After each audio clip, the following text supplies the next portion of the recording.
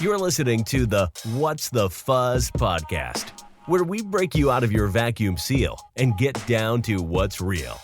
Never miss another episode again. Subscribe to us on Apple Podcasts, Google Podcasts, Spotify, or wherever you listen to your favorite shows. And now, your what's host, up, Fuzzos? Reiner. Great to finally see you again. I know it's been a long time coming after an exceedingly stressful year, but you made it to 2021 and so have we. With the return of What's the Fuzz, we want to cement our commitment to having conversations you don't normally hear in the furry community from folks you might not know about.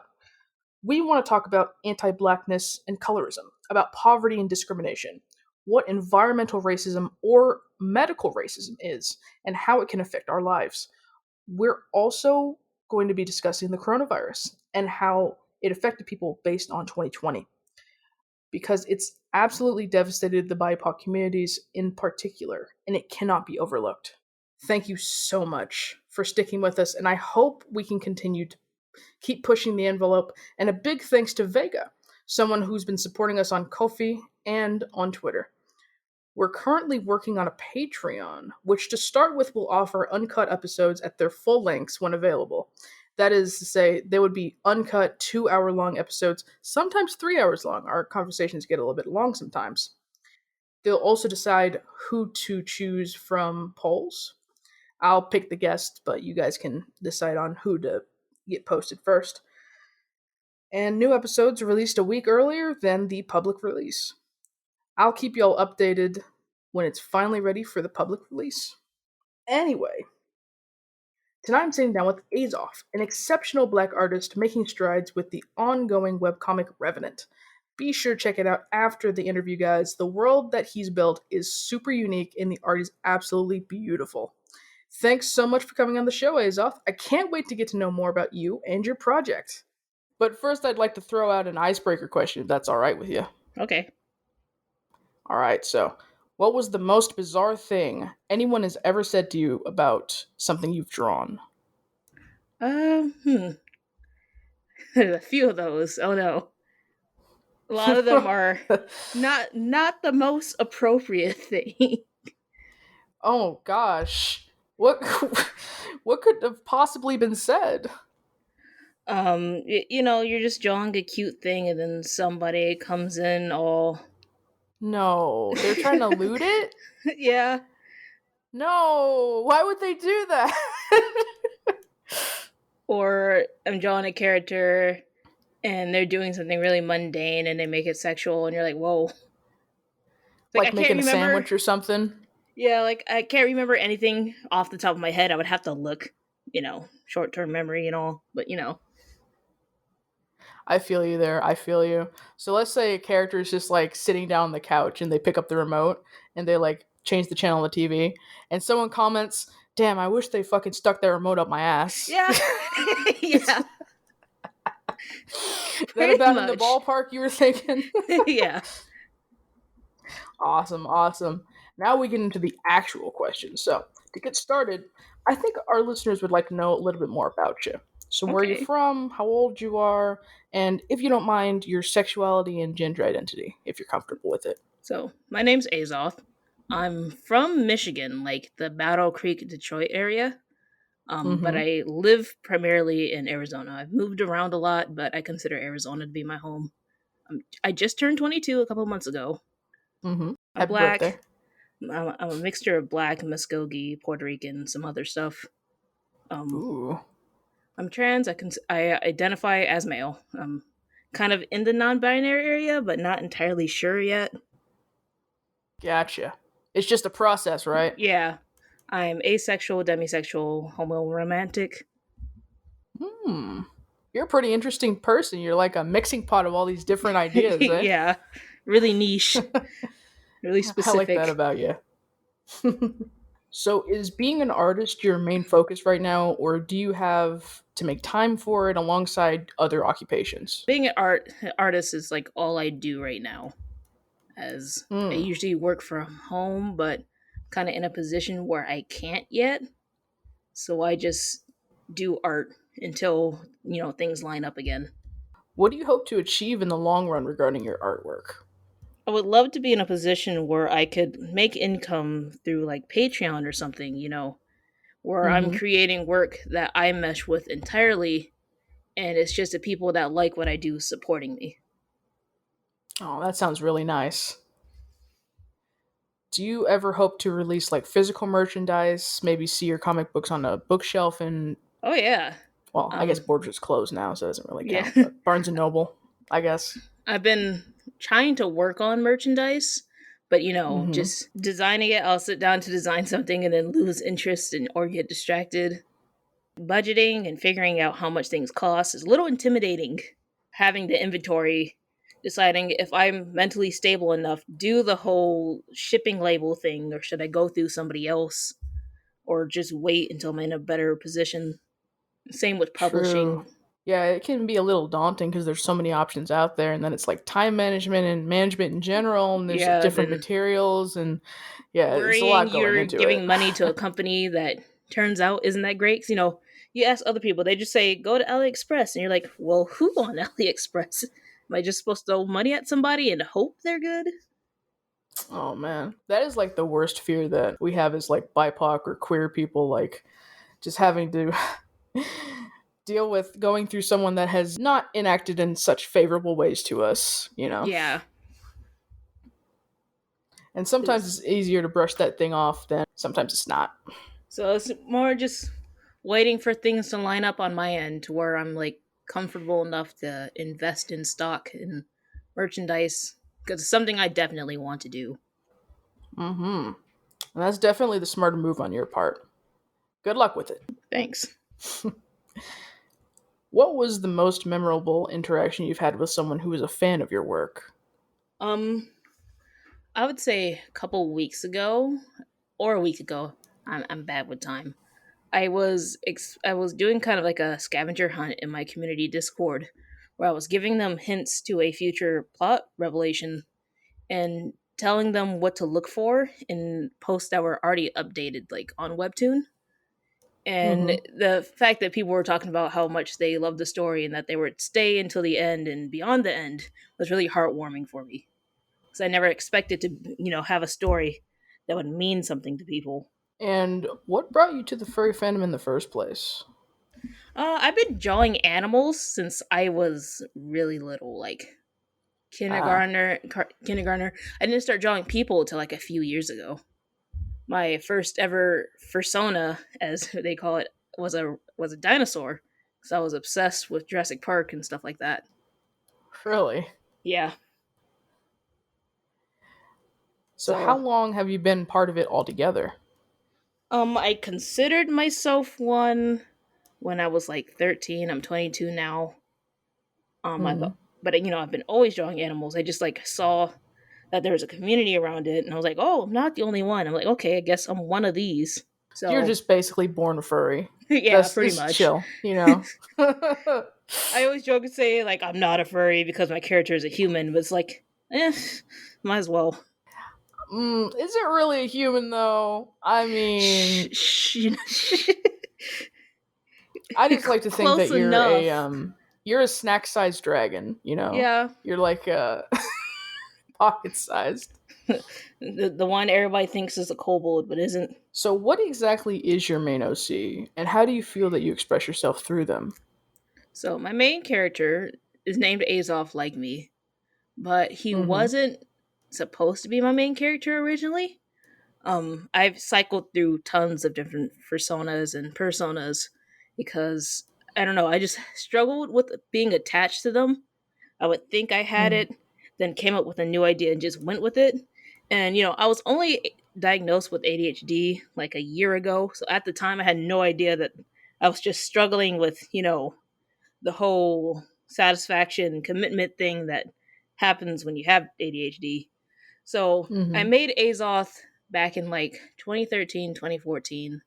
He was just a side character, but I ended up really enjoying him, like writing him, his design. He was low key based off of the way I looked back then. Later, I just decided to bring him back to the front and decided to try him on, and he's been my main character since, basically. He's a Jakota, which roughly in their language means hidden, divines hidden dragon, which he is a dragon with the ability to shapeshift. That's like his main deal. And he's the main character of my webcomic that's, all about that. It's a grim Mm-hmm. dark about colonialism that's in like an urban fantasy setting, but has a really, friendly art style and a really fleshed out world and, a lot of developed characters to latch onto and whatnot. So he's kind of like a kitsune, but like a dragon. Basically, yeah, I could see that. He is, yeah, Yeah. he produces magic. Like in their world, magic is a tangible subject or, object that his species produces. They have like a second, heart and bloodstream that pumps magic through them. And Oh, damn. it's a object you can harvest, and that's kind of like the main conflict because humans are trying to kill them off and farm them for their magic. Damn. Damn those humans, dude. They suck. It's the same humans from our Earth, just in a different world doing the same thing.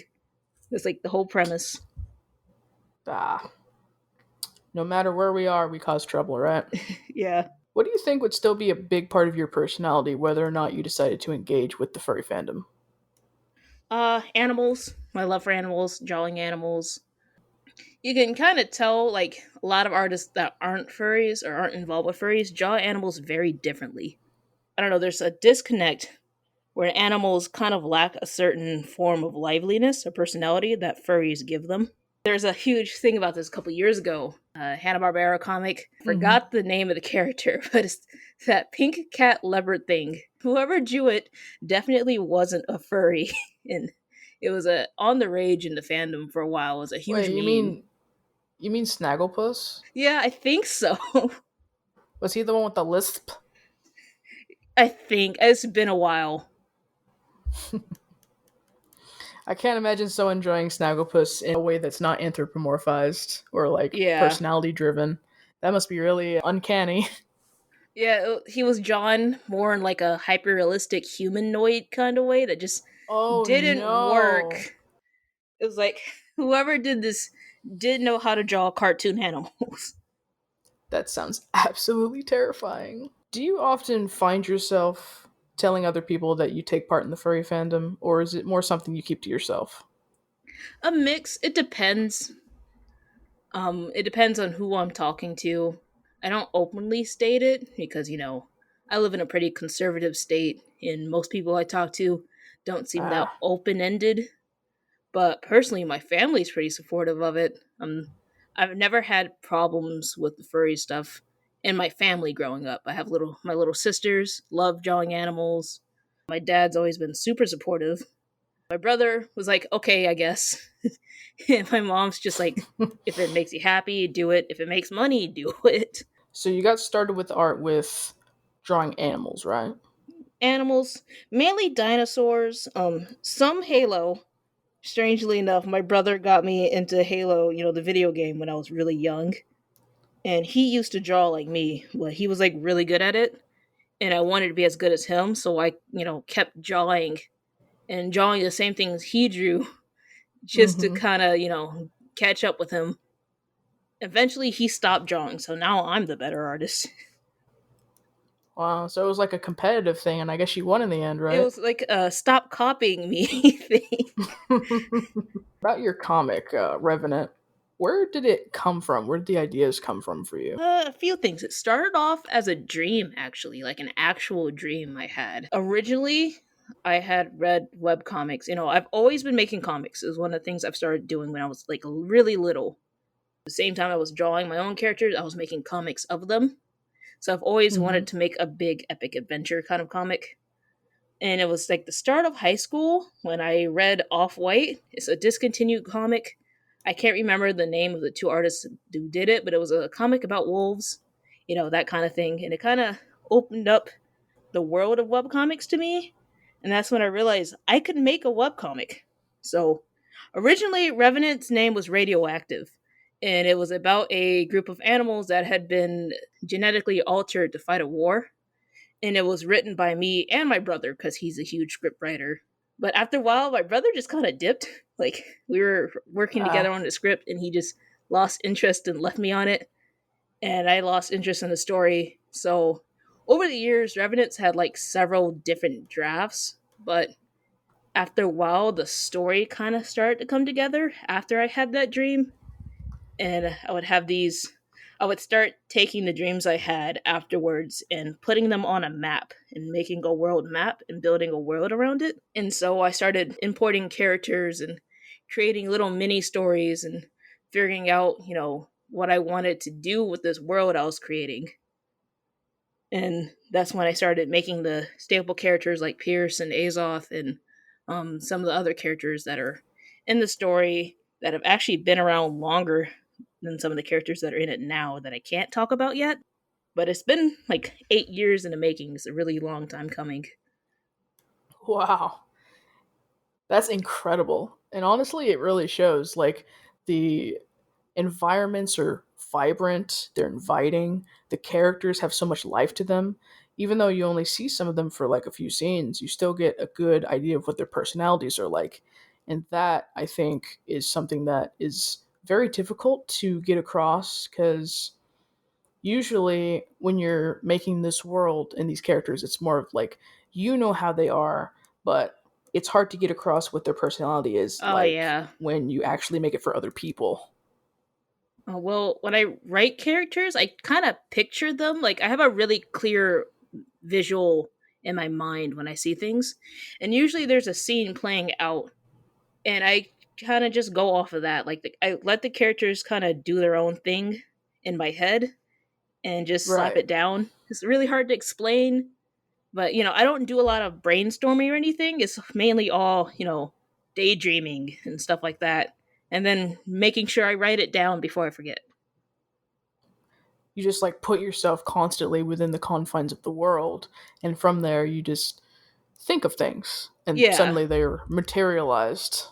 Yeah, I'll be just mind my own business. Most of my subconscious thought is like different things going on with my characters. Hmm. So it was like really easy to, it was just a matter of putting my thoughts onto paper, I guess. That makes sense. Trust me, you're making sense. You're good. You're good. Okay. Now, how far do you wish to go with this? Do you want to just keep it going on for like a couple more years, or? I actually did the math. When I started doing Revenant, I had to figure out how exactly I was going to pace it because I knew it was going to be a Mm, long story, and I needed to figure out how many pages I would have to create weekly to keep up with that, and how long each chapter would be to convey everything I wanted to convey. So right. generally, it's going to be about 1,000 to 2,000 pages, and about a 10-year Jeez. long project.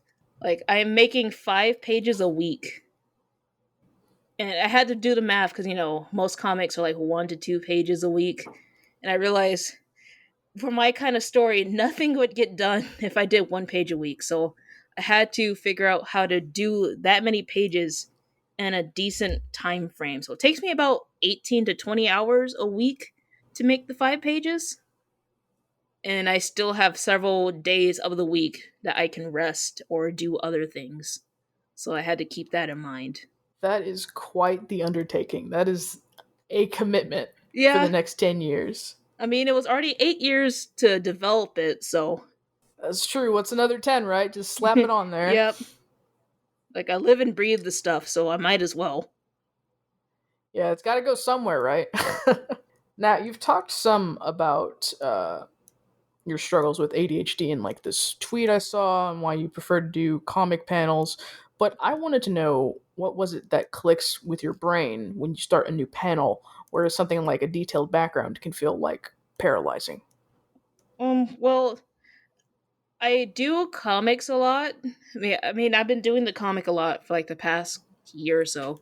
I used to be really consistent with creating bigger scenes and stuff, but after a few traumatic events in the past years, my psyche kind of changed, Mm, and I started doing the comic for fun. I was like, I'm just trying to cope mentally, but then I kind of realized that I was actually doing it, so I changed it to the format it is now, and my brain's kind of just latched onto it.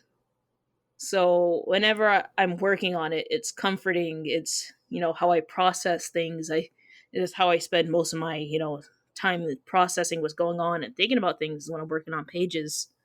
So when I try to do other pieces, it feels kind of intimidating. Like a comic page, Mm. it's multiple images, and I'm telling a story, I'm progressing on something, but if it's like a full image, that's like the same amount of time on one piece, and it feels like a different kind of commitment, and it can feel isolating. So it can feel like you're just stuck on one panel that could be like 5 panels in a comic page. Yeah. I've been wanting to create bigger pieces, and I've been chipping away at them, and I've been trying to change my mindset that I don't have to do it all in one sitting, and I can stop and come back to it and take time on it. And it's like slowly been working. It sounds like a lot of your processes, whether it comes to like art or your characters, they kind of evolve as you evolve. Like they Yeah, change along with you. yeah. Art's been like my form of communication and how I process, emotions and everything.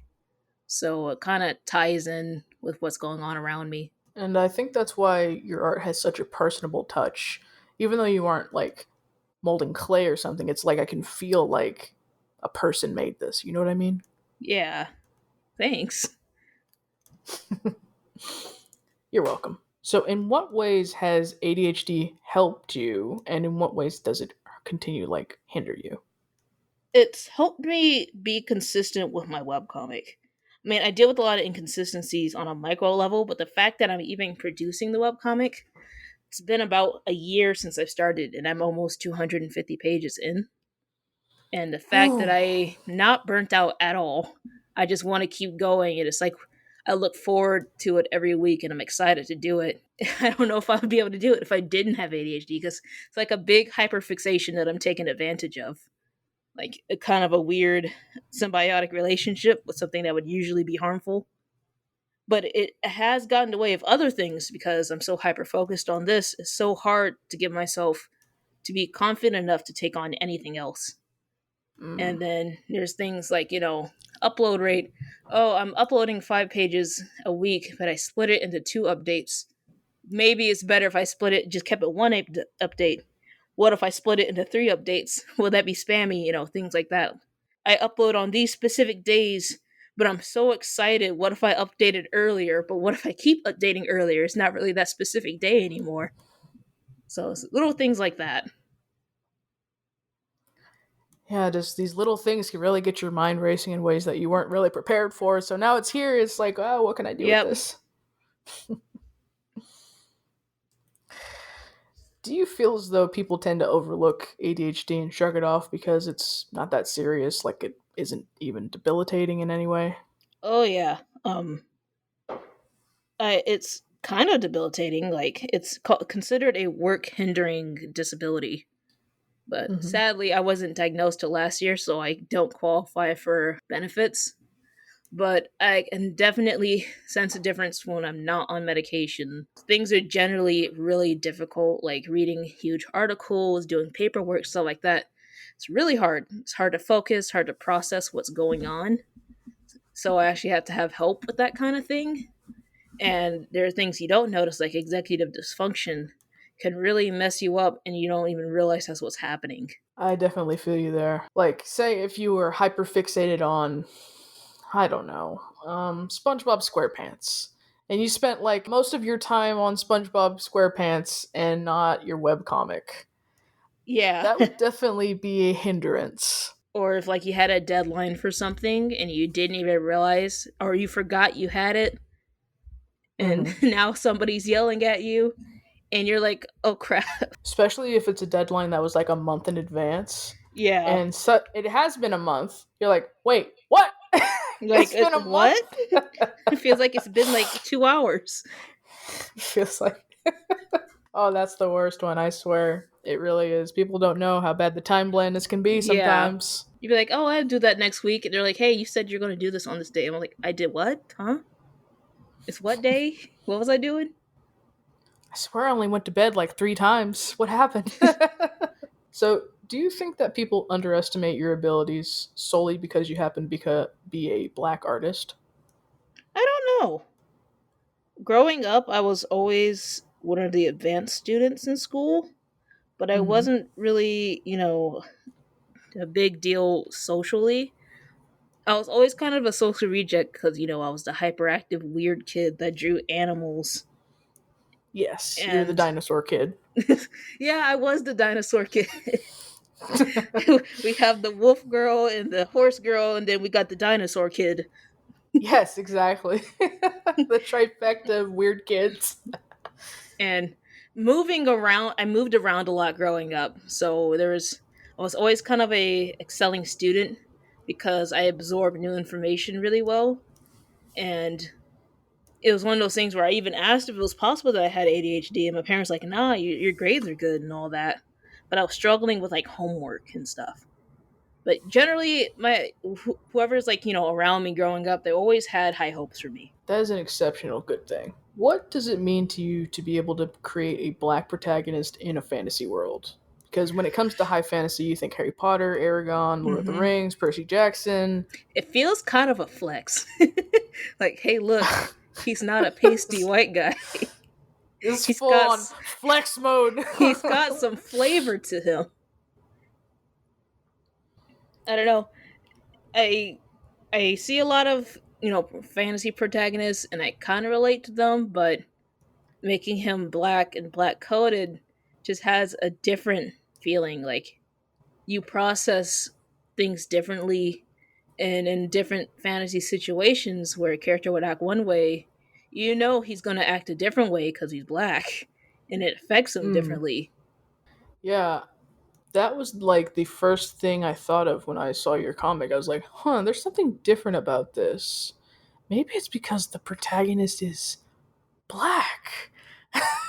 Like, if you It notice, was. he's quick to object before he finally gives up and lets things happen. He like points out how crazy things are that's happening to him. He's kind of Mhm. self-aware in that degree. Yeah, a little bit. Would you consider that kind of protagonist to be something you'd like missed growing up? Yeah, I play. I'm one of those people that really likes main characters, but at the same time, I never fully related to them. So I would always project my experiences onto them in order to relate. So having a character that technically would view the world the way I would is kind of comforting. So take me step by step on how you plan out a page and create a scene. What's your thought process like there? So I usually have the scene in my head, and it's been playing back to back throughout the months, randomly, usually before I go to bed, and I write it down. And so I take the canvas and I'm looking at what I wrote down, and I'm just scribbling the panels. I'm just getting panels down first, just so I know how many panels are going to be in the page. Then I go back and I look at references from other comics and stuff and different panel layouts to make a cleaner layout. And then I sketch the characters in. The background's usually a scribble because I actually use background assets later on to make the backgrounds more easy. So Mm-hmm. I sketch the characters in, I do the paneling, then the speech bubbles, and then I do the sketching and lining one day, coloring the next day, and then finishing it up on the final day, where I'll like paint the floor, the textures, different leaves and trees and stuff, and paste them together to make a background, and I'll shuffle it around each panel so it stays consistent. Do you often have pages that you have to completely scrap because it didn't come out the way you thought it would look? Not really. I scrap pages all the time because the story has a basic outline, but I don't flesh it out until I'm doing the pages. So sometimes I'll do a scene and I'm like, nah, I don't want to do this, and I'll throw it out last minute and thumbnail something different. I've never thrown out a page because I wasn't happy with it, but I'll stop if I have a better idea for what's going on or have a different story idea, basically. Hey y'all, looks like you've made it pretty deep into this episode, and thank you for that. Just wanted to let you know that you can follow us over on Twitter at what's the fuzz underscore, and make sure to subscribe to us wherever you're listening. I hella suggest Pocket Cast to do so, and that way you'll be able to download the newest episodes as soon as they are posted. Alright, that's all I wanted to say. On with the show.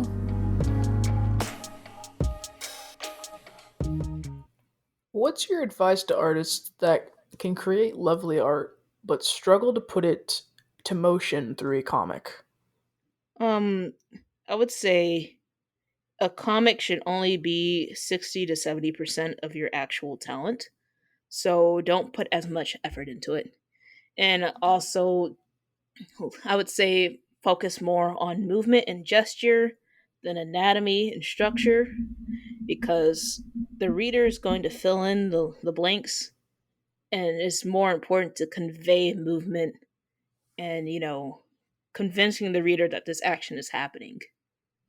That makes sense. Man, you know a lot about comics and their structure. Thanks, I didn't study. I Are you sure? I find that hard to believe. No, I just got the book that everybody tells people to get if they want to learn comics. What book is that? Understanding Comics, I think, by whatever his name was. I got it for Christmas. Mm-hmm. I had to look back at the book, but it's like covered, so I could only see the title. Ah, I got you. Have you learned anything from it, or? I haven't read it yet. Okay. Well, is that also a flex? I don't need your shitty comic no, book. it's I the know how to make my own. ADHD. I keep saying I should read that. Nah, it's only take like 15 minutes. I'll read it whenever I have a free time, and then I forget it exists again. What is the most important thing you've learned since you started drawing? I would say improvement is more of a body of art and not individual piece by individual piece. So some people feel like they aren't growing when they're looking at their art, but if they were to look at their art on a timeline, you would see a consistent line of growth. And I think it's important to focus on that less and less on how others progress because, everybody's different. Exactly. And that gives you more freedom to experiment with styles Yeah. and different ways of drawing the same thing. Another thing is that, not everybody is going to, nor do they have to like your work. So even if you may not be popular, the fact that people like you at all is still an amazing thing. What was something that you wish you could tell yourself when you started? Probably not draw for 18 hours a day because now my wrist hurts. Ow. I was like a juggernaut, hyper fixated, just going. Now I had to get an MRI to figure out what's going on with my hand. Oh my goodness. 18 hours straight. Did you eat or like drink during that time? Probably not. Oh my goodness. It was like my mid early teens. So it probably felt like, oh, I just want to get this one thing done. And then Yep. your brain started adding more things to it. And suddenly, why does my wrist hurt so much? Finished like 50 pieces in a week. What would be a good way to push for diversity in art? Mm. I've thought about this a lot. A big part on, portraying other races and different people in art is, making sure you're portraying them right. And Right. sometimes people, they generally are trying and they just miss the mark. And you don't want to, destroy them, but at the same time, you want them to understand. I'd say when I look for diversity, I like to see protagonists of different backgrounds, different races. They don't, have to be the whole wombo combo and everything at once, but baby steps. Characters that don't fall into stereotypes. A different range, things that you don't see other people do. It's diversity until everybody else does it. Yeah, it seems like a major pitfall that like keeps more BIPOC people from being seen in like comic books or movies or whatever in a way that's not stereotypical because Yeah. I guess that's just kind of the slot we're allotted to a lot of the time. Like when there's a black character, I guess they have to die first, or they're aggressive or Okay. something. That wasn't my first thought, but yeah, that works too. It's like every time. It's like, bruh, could he live Yeah. just a little longer? Or, a movie where it's a colored protagonists and they aren't turned into an animal or something else for a majority of the movie. Like, I get it, my comic has characters that turn into animals, but they choose to do Hmm. so and they turn back into people. Yeah. Yeah. And you mentioned that you were asexual earlier, right? Yeah. Do you find yourself longing to see some representation out there of that? Yeah. Um, I'm personally sex positive, but I would Hmm. still like to see that distinction without it, attacking people who are sexual, is Yeah, usually. like Todd from BoJack is like the only one I can think of Yeah, right that's now. exactly who I thought of too. I can't think of anybody else.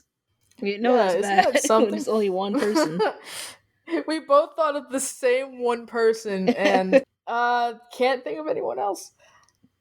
But honestly, I would like to see more diversity in sexualities, gender identities, uh, ethnicities, nationalities, etc.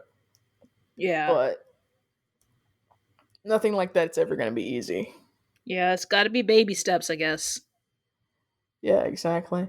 Especially when we're still having that thing where gender's like only male and female to most Mhm. people still. It's so funny. uh I saw a comment on Webtoon on my webcomic when somebody said that, like in the story, somebody said Azoth's eyes were pretty, and one of the comments Hmm. I got was, "Azoth is a boy. He's not pretty." Whoa. I, Okay. I laughed so hard. I'm like, guys can be pretty, like.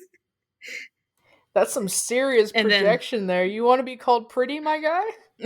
like the whole gender situation in my comic, so many people are confused, and I've explained it over and over again. People really think Azoth is a girl? Well, some people do. Like they've stated, like they've called him a he, and even said boy several times. And I'll still get people like, Right. "Oh yeah, he's a boy."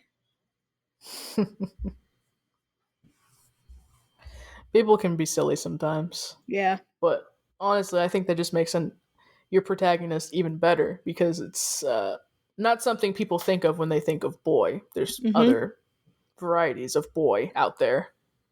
Like he's not that rough and rugged middle-aged man that's mean to everybody. The general protag. When BLM started about a year ago now, what changed for you? How did it affect you emotionally and mentally? Seeing all the stuff, like mainly the footage of everything, I had to like usually I would retweet things to spread it, but I actually had to stop for my own sake because it was Mm, getting extremely overwhelming. Like for a mm-hmm. while I just avoided my Twitter. I had to like mute certain things because I live this stuff, and when my family leaves the house, I always worry about them. And I'm seeing other people getting on, colored people and black people for, not being engaged with it. I'm like, this stuff is hard and it's real. This isn't TV. This is actually happening. So, I had to actually step back. And I still haven't gotten to that point where I'm actively, sharing stuff still because I see it and it just stresses me out and I don't want to stress anybody Mm. else out. Because, we can acknowledge what's going on without doom scrolling and just hurting ourselves. A lot of people that have to go through that stuff, like they could have had an incident with the police like years ago, and Yeah, now I have. they're getting barraged by it on their Twitter feeds daily. For a while, it was like just nothing but police brutality, like on all over Twitter. And while it's good to get it out there, you have to acknowledge that it can do a lot of harm to BIPOC people that have had those experiences before. Yeah, I've definitely had my run-ins. Would you be willing to share any of those experiences? Well, one that sticks to mind is I was really little. Mm. My dad and my brother and I were coming home from the store. We had just bought some stuff. We were coming to the car, and somebody had broken into our car. It was a white man, and so we were freaking out. My dad jumped into the car and grabbed the dude, and a nice old lady came up and called the police, and she had us off to the side. And we told the police that it was a white man breaking into our car. So the Mm-hmm. police, when they pulled up, they immediately grabbed my dad and, Yep. held him up by the guns and started handcuffing him. And the old lady called it out. They released my dad, but the guy who broke into the car turned out to be a repo man, and they let him take the car. Wow. It's something I've never forgotten. That is an absolutely ridiculous situation to be put in. And even though no one was like hurt in the long It run, was it still does a terrifying. lot. It does, yeah, exactly. It does a lot to someone's emotional state, and it just kind of creates this back of your mind like terror It kind of feeling. shattered my perception of the world at that point. Because, Hmm. at that point, I didn't really understand the whole racial divide. And then that happened, and I'm like, wow. Yeah. So, because you were like, how old were you? 4, Like 5, 6. 5 or 6? Wow. That's something that a lot of BIPOC people have to deal with when they're very young, because with either race unaware people or white people, however you like to put it, those people don't have to deal with the idea of quote unquote race until they're at Yeah. least in high school or college. But we have young black children out here seeing their dads get arrested when it's a white man Mm-hmm. breaking into their car. Yep. What does that do to that young black child's mind? Like when a white kid's racist, it's just they were a kid, they didn't know any better. But us, we have to just accept it. And it's like, were we not kids too? Like, Exactly. Especially when we have black children going up in courtrooms being tried as adults. yeah, it's a really clear double standard, and it's frustrating and stressful, and it makes you feel powerless. It does. It's like the moment you realize that real life is not like Sesame Street, Yeah, essentially, which is definitely what a little kindergartner is supposed to be thinking the world's like. yeah, But to have those experiences robbed from us is, in a word, violence. yeah. It's a strange cruelty that you just have to look back on and just hope you can make a future where it doesn't happen for others. Hmm.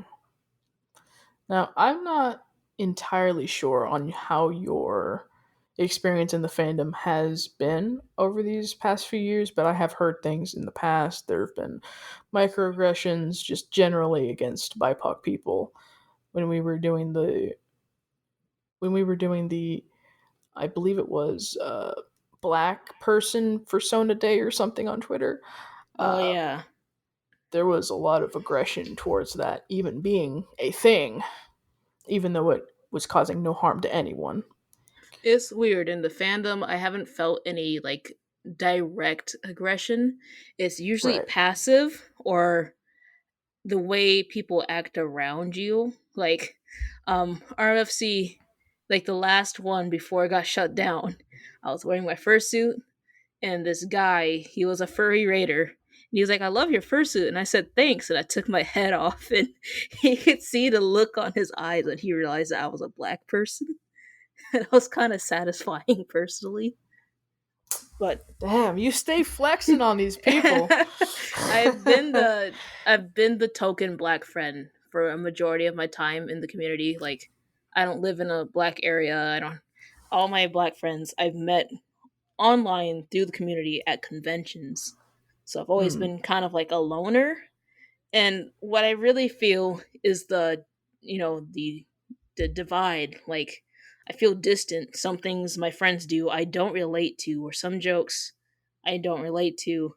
Or, I'm always being asked the stereotypical black questions, or being asked for the N-word pass, stuff like that.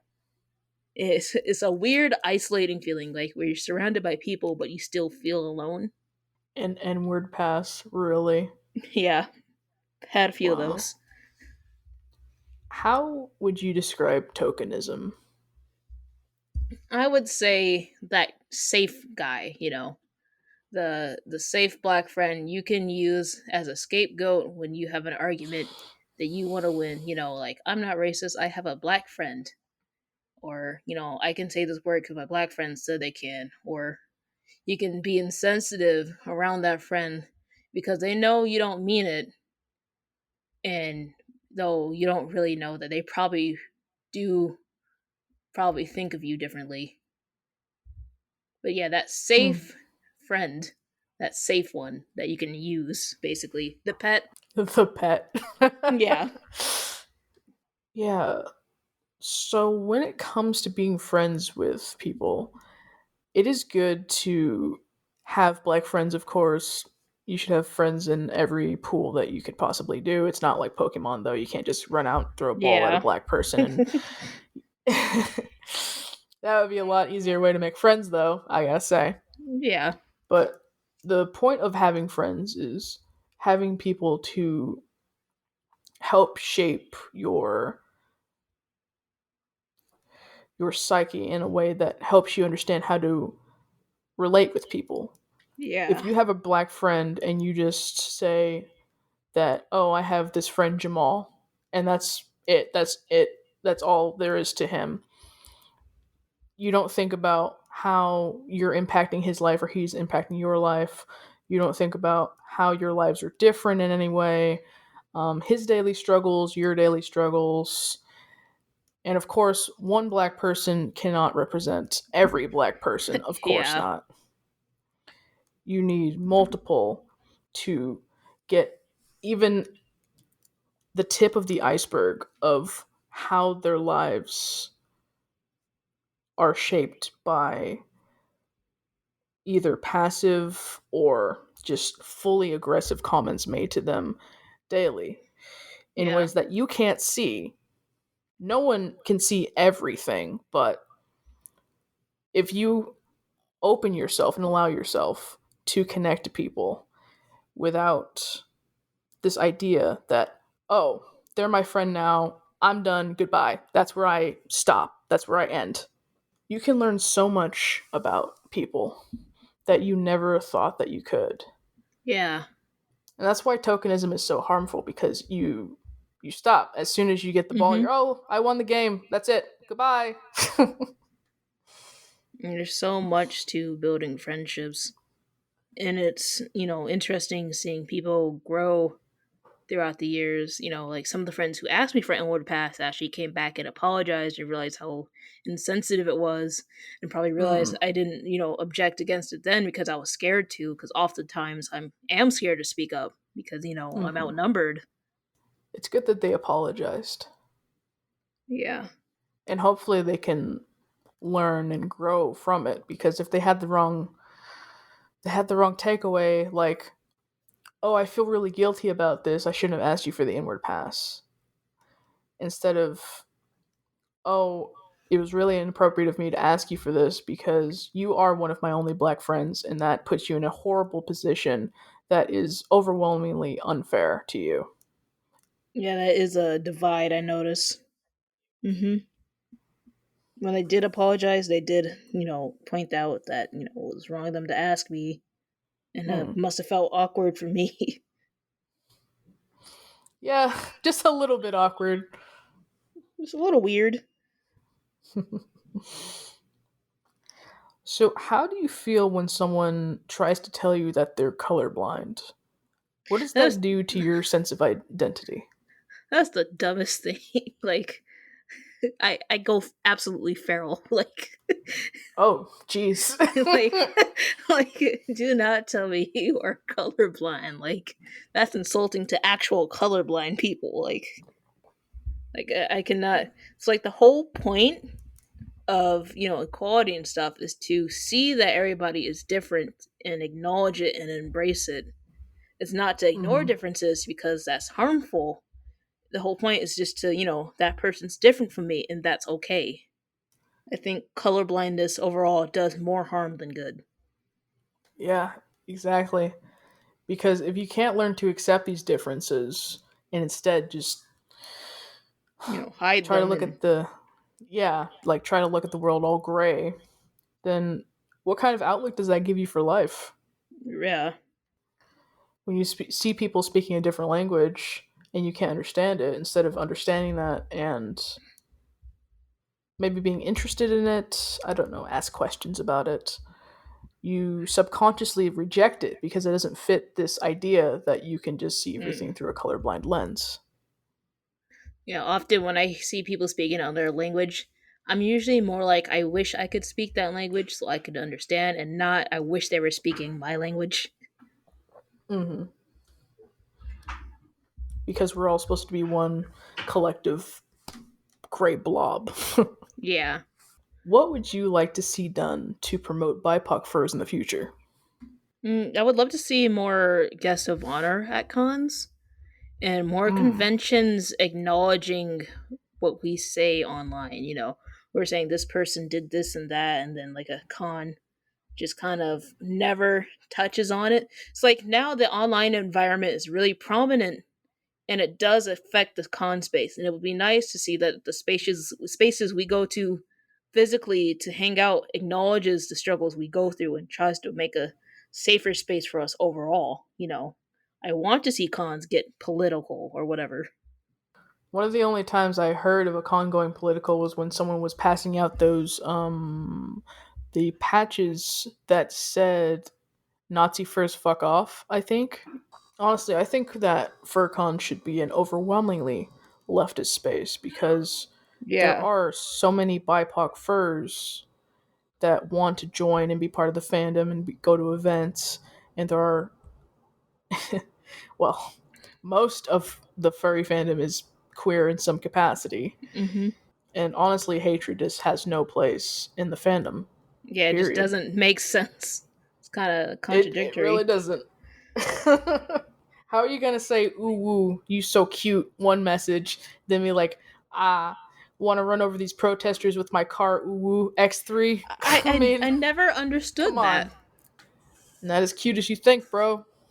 All right, I got one last question for you, Azoth, and thank you again for coming on. All right. What's your favorite thing about the furry fandom and being able to draw fantastical creatures and reinvent yourself on the page? Um, I would say the comfort that comes with it. It's a different environment and it doesn't feel as rigid. Most people that don't draw furries and stuff, there's kind of like rules you have to follow. Art rules where furry art's kind of like anything. And the whole idea that you can create a character and create merchandise of that character, and it's your individual character. It doesn't even have to be of a story, and you can meet other people just like you and trade merchandise of your characters. And it's a self-perpetuating fandom. We are the source material. It's, I don't know, it's really comforting when you can just be whatever, and create a world around it that people can partake in as well. If that makes any sense? I don't know. That was wonderfully put, Azoth. And I couldn't agree with you more. Freedom and creativity are the two things that really help the furry fandom flourish. And it's people like you that are pumping, injecting that creative juice into us. That sounded a little weird, but that make it so great. And I thank you for that. Thanks to all the listeners out there for listening this far, listening to us ramble. Thanks so much for Azoth for stopping by and dropping some truth bombs on us, You're helpful welcome. hints. Don't forget to follow us at What's the Fuzz on Twitter and follow Azoth at ZapBeast. Link down below. I hope we get to see each other again in the future. Me too. See you next time, guys. Bye-bye. Bye.